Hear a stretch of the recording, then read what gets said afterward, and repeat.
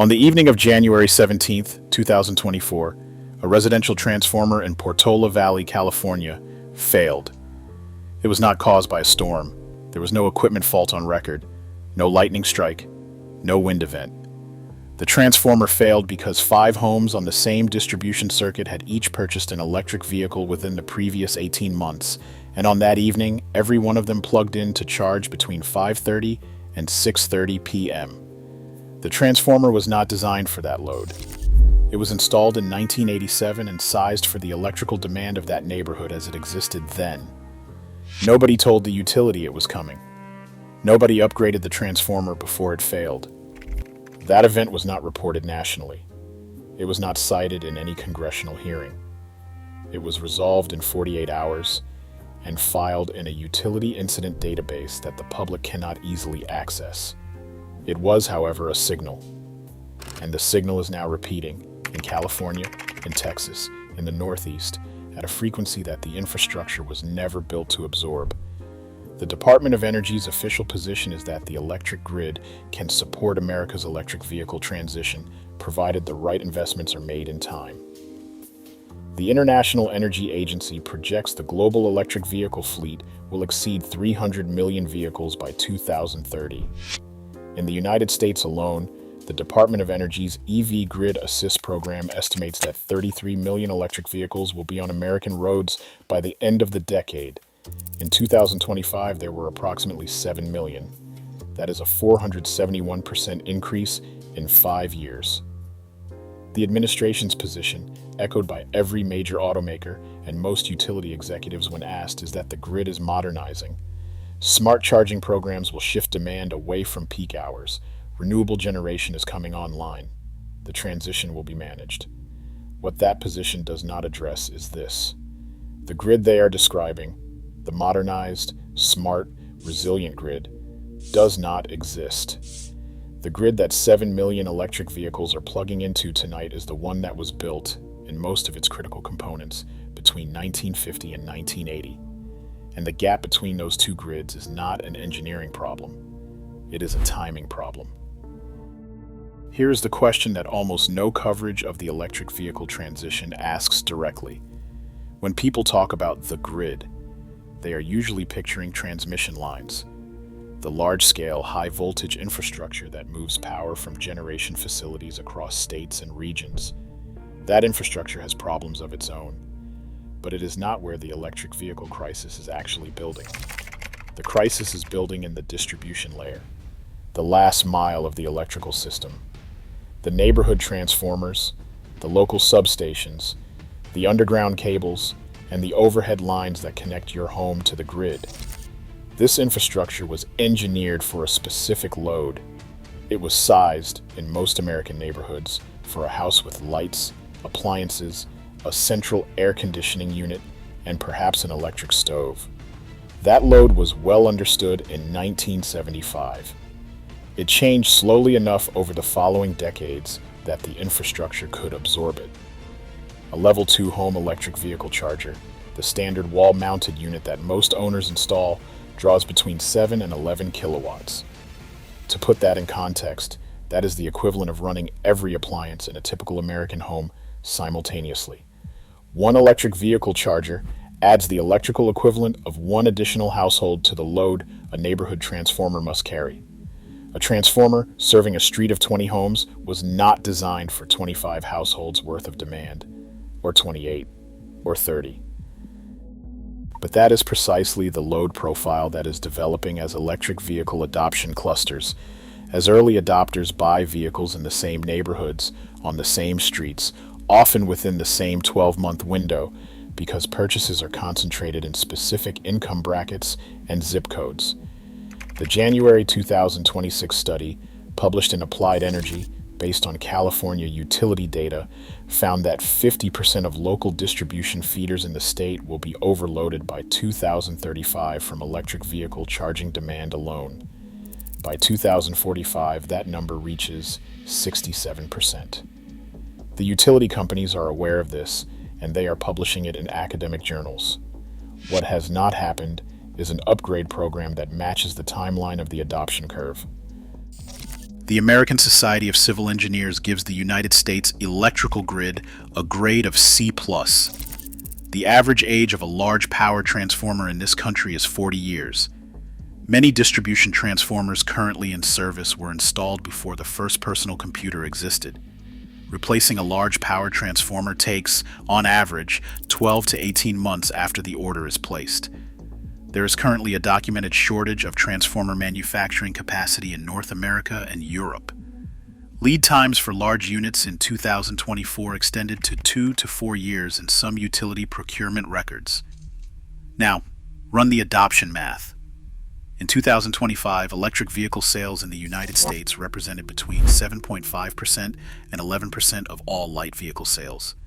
The current federal target, before recent policy rollbacks, was for electric vehicles to represent 50% of new vehicle sales by 2030.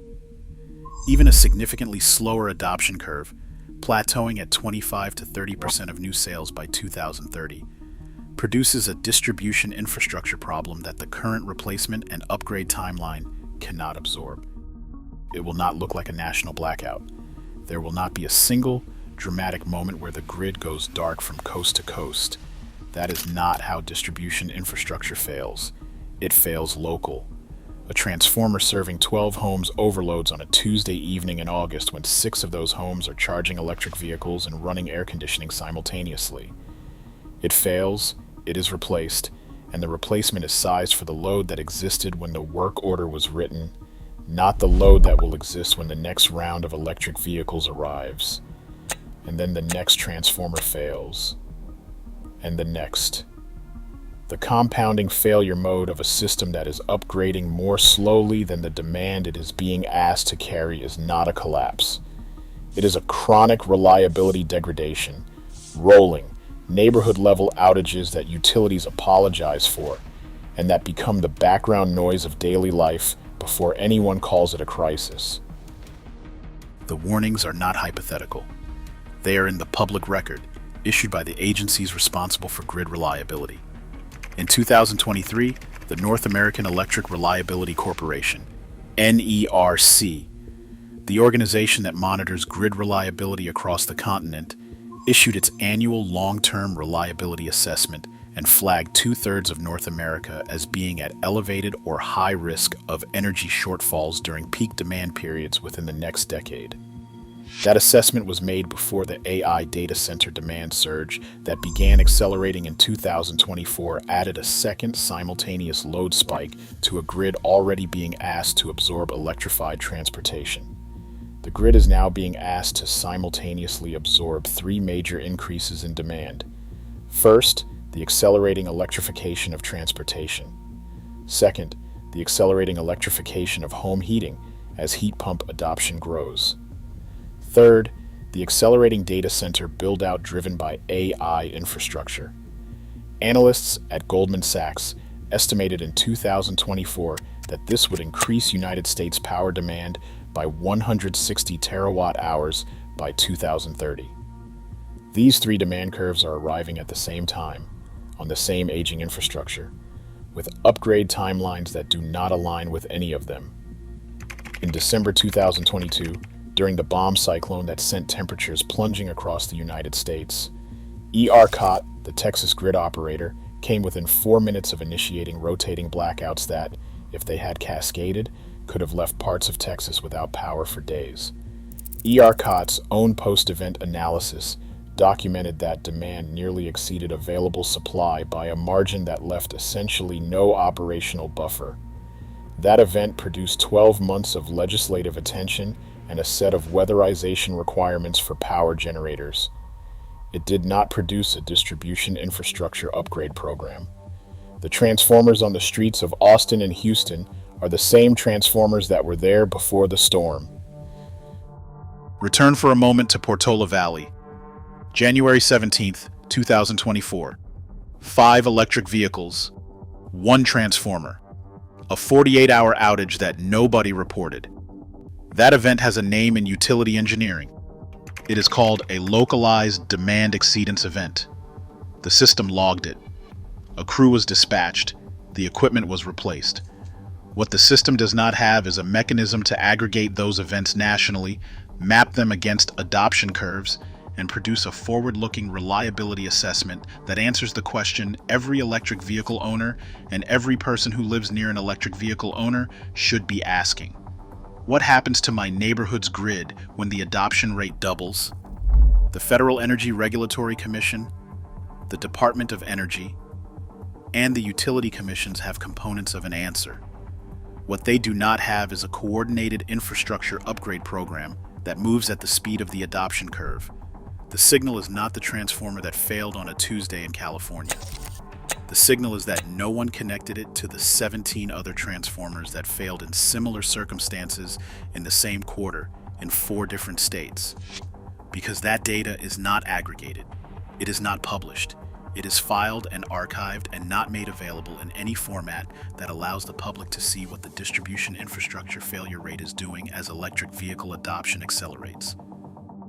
The grid is not failing yet, but the conditions for a compounding, cascading distribution level reliability crisis are not a future risk. They are present, documented, and already accumulating in databases that utilities access but the public cannot access. The transformer in Portola Valley was replaced. The street's lights came back on. The 5 electric vehicles on that street are still there. 3 more have been purchased on the same block since January 2024. The replacement transformer was sized for the load as it existed when the work order was written, not for the load that is coming. This is not a grid that is unprepared for electric vehicles. It is a grid that is upgrading, just not at the speed the adoption curve requires in the locations where the adoption is actually happening on the timeline that matters. The failure mode is already written. The infrastructure math makes it close to inevitable in the highest adoption corridors. What is not yet determined is whether anyone decides to read the signal before the curve arrives or after. The battery recycling piece, where the end-of-life packs from the first wave of electric vehicle adoption are going, and what the storage infrastructure for those packs looks like, connects directly to what happened in Shenzhen. If you want that covered, say so below. If you want us to check the distribution infrastructure data in your state, where the overload risk is actually concentrated, drop your state in the comments, because that is the kind of signal this channel exists to read.